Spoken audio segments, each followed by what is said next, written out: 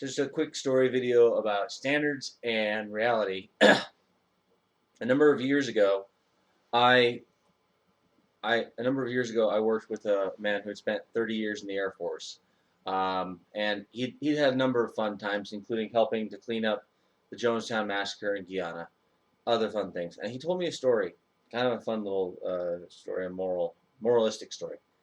Um, when he was there, they were doing fitness testing, and everyone had to go through it. And the way they would do some of the fitness testing was to put you on a stationary bike and have you ride it, and they would measure your pulse ox and your breathing and your blood pressure and your heart rate and a bunch of other things, or maybe that was it. But the point is that that's what they would do: is they put you on a bike and they measure your cardiovascular fitness, and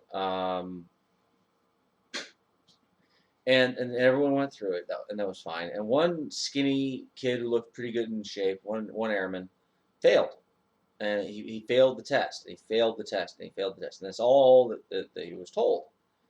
And he was pretty disappointed. This meant that he was probably going to be kicked out of the Air Force. Well, the next day, day after, general in charge of the base is driving to work to the base. He lived off base, and he sees this guy in his BDUs. This is back when there were BDUs. And he sees this guy in his BDUs just riding along, on a bicycle. Sorry, probably like one of those street bikes, but just riding along, and the kid's kicking it out. And he says, "Well, I thought I recognized that airman," and he apologized for the light changing. We're using the windows outside, so uh, he pulls over and he sees the airman. And he goes, "Hey, you're Airman Johnson, Airman Johnson." And he goes, "Yes, yes, General." And he says, "I understand that you failed your fitness test." And he goes, "Yes, General, I don't understand why." And he goes, "Are you, what's going on here?" And he goes, "Well, I'm just going to my shift, sir." And he says, "Do you live off base?" And he goes, "Yeah." "About how far?" And he goes, "About 10 miles. And he says, "You ride 10 miles to work every day?" He goes, "Yeah. Every day, back and forth, I ride 10 miles.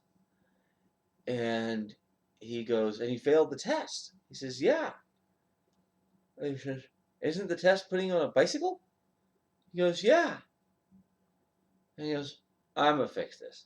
So they go to the base, and he comes to find out the reason why he failed was because they couldn't get his pulse rate up. They couldn't get his heart rate to really spike. They couldn't get his blood oxygen to, they couldn't get him to change.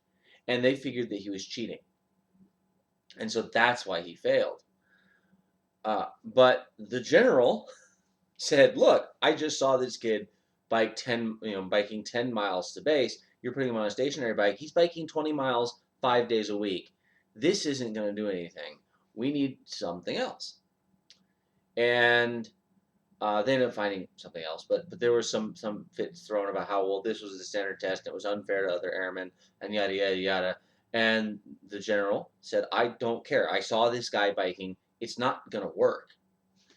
This test where you put him on a stationary bike is not gonna work for the guy who rides bicycle every day, 10 miles each way." So they came up with another test, and they were able to measure the airman's cardiovascular fitness, and he passed, and he was able to stay in the Air Force. And the moral of the story is to say that while your test may be standard, people, in reality, is not.